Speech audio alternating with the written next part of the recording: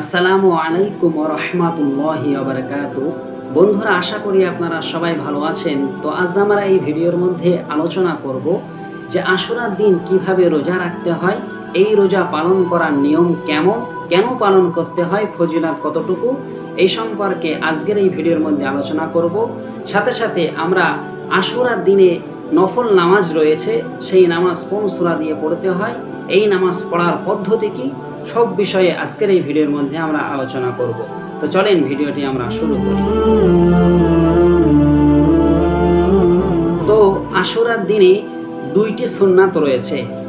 এক নম্বর সুন্নাত হলো, বিশ্বনবী সাল্লাল্লাহু তাআলা আলাইহি সাল্লাম বলেছেন, কোনো ব্যক্তি যদি তার সাধ্য অনুযায়ী তার পরিবার পরিজনকে এবং সে নিজেও সুন্দর পোশাক পরিচ্ছন্ন আশুরার দিনে ব্যবহার পরে এবং নিজের পরিবারদেরকে পরায় আর নিজের পরিবারদেরকে ভালো খাদ্য খাওয়ায় এবং নিজে ভালো খাদ্য খায় তার সাধ্য অনুযায়ী, তো মহান আল্লাহ পাক রব্বুল আলামিন ওই ব্যক্তিকে পুরো সারা বছর তার সুন্দর কাপড় পরিধান করাবেন এবং তার ভালো রিজিকের ব্যবস্থা করে দেবেন। বলুন সুবহানাল্লাহ। সহিহ বাইহাকি শরীফের হাদিসের মধ্যে এসেছে। দুই নম্বর সুন্নতটি হলো যে আশুরার দিনের রোজা। আশুরার দিনের রোজাটি অত্যন্ত ফজিলতপূর্ণ, গুরুত্বপূর্ণ রোজা। আমার নবী সাল্লাল্লাহু আলাইহি সাল্লাম নিজের জন্মভূমি মক্কাতুল মুকাররমা ছেড়ে যখন মদিনায় গিয়েছিলেন, তিনি সেখানে গিয়ে দেখলেন ইহুদিরা এই আশুরার দিনে রোজা রেখেছে। আমার নবী জিজ্ঞাসা করলেন যে তোমরা এই দিনে কেন রোজা রেখেছো? উত্তরে তারা বললেন, আমাদের নবী মূসা আলাইহিস সালামকে মহান আল্লাহ পাক রব্বুল আলামিন এদিনেই ফেরাউনের কবল থেকে মুক্ত করেছিলেন, তাই আমরা আল্লাহকে সন্তুষ্ট করার চিত্তে, আল্লাহকে প্রশংসা করার জন্য এই দিনে এই রোজা রেখে থাকি।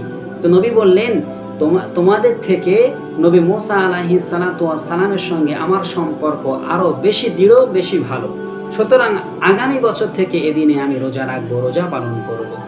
তো বিশ্বনবী সাল্লাল্লাহু তাআলা আলাইহি সাল্লাম তার পরের বছর থেকে রোজা রাখলেন আর সাহাবীদেরকে এই রোজা রাখার জন্য নির্দেশ দিলেন। তবে তিনি বললেন যে তোমরা এই দিনে রোজা রাখবে, দুইখানা রোজা রাখবে।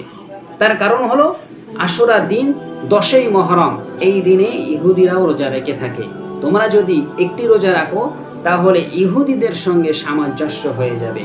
ইহুদিদের সঙ্গে সামঞ্জস্য দূর করার জন্য আল্লাহর নবী বললেন তোমরা দুইখানা রোজা রাখবে।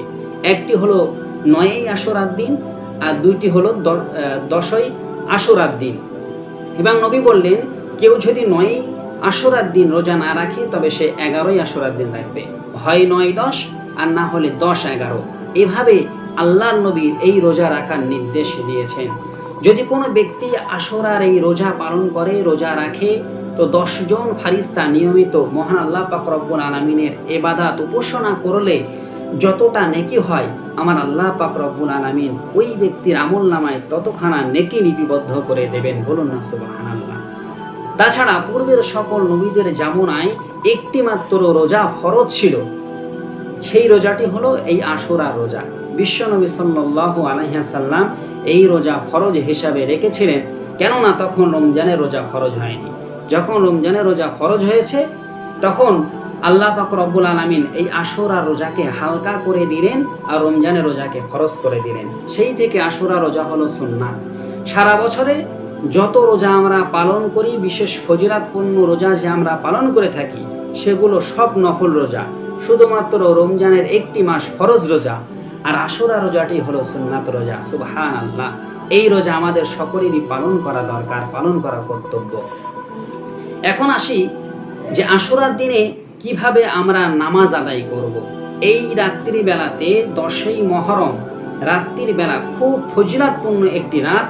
বিশ্বনবী বলেন তোমরা এই দিনে মহান আল্লাহ পাক রব্বুল আলামিনের ইবাদত উপাসনা করে কাটিয়ে দেবে এবং তোমরা আল্লাহর কাছে তওবা করে নিজেদের গুনাহগুলোকে মাপ চাবেন। আল্লাহর কাছে তোমরা তোমাদের গুনার জন্য মাপ চাবে, ফরিয়াদ করবে।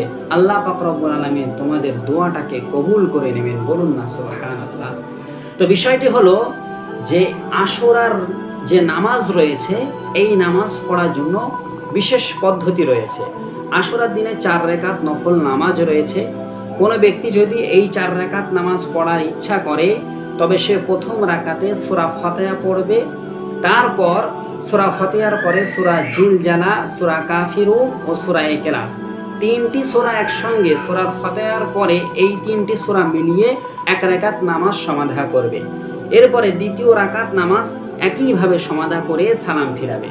তার মানে 4 রাকাত নামাজ রয়েছে, 2 রাকাতের নিয়তে এই নামাজ আদায় করতে হয়। 2 রাকাতের মাথায় সালাম ফিরাবে, আর সর্বশেষে 4 রাকাত যখন কমপ্লিট হয়ে যাবে তখন আপনার আল্লাহর কাছে দোয়া করবেন।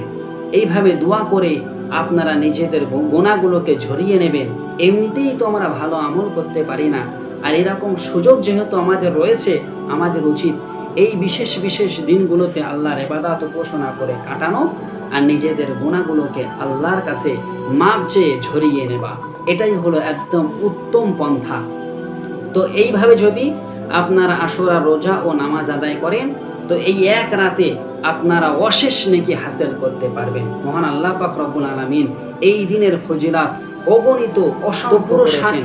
1000 বছর যদি কোনো ব্যক্তি নফল নামাজ আদায় করে, নফল ইবাদত উপাসনা করে, তো ওই ব্যক্তির আমলনামায় যতখানা নেকি লিপিবদ্ধ করা হবে, এই একটি মাত্র রাত্র জেগে যদি কোনো ব্যক্তি আল্লাহর ইবাদত উপাসনা করে কাটিয়ে দেয়, আমার আল্লাহ পাক রব্বুল আলামিন ওই ব্যক্তির আমলনামায় পুরো 60,000 বছরের নফল নামাজের ইবাদতে উপাসনা করা সওয়াব লিপিবদ্ধ করে দেবেন। তো যদি ভিডিওটি ভালো লাগে অবশ্যই ভিডিওতে একটি লাইক করবেন, চ্যানেলে নতুন হলে চ্যানেলটাকে সাবস্ক্রাইব করে আমাদের সাথে থাকবেন। ইনশাআল্লাহ অন্য কোনো দিন আপনাদের সঙ্গে আবার দেখা হবে। আসসালামু আলাইকুম ওয়া রাহমাতুল্লাহ।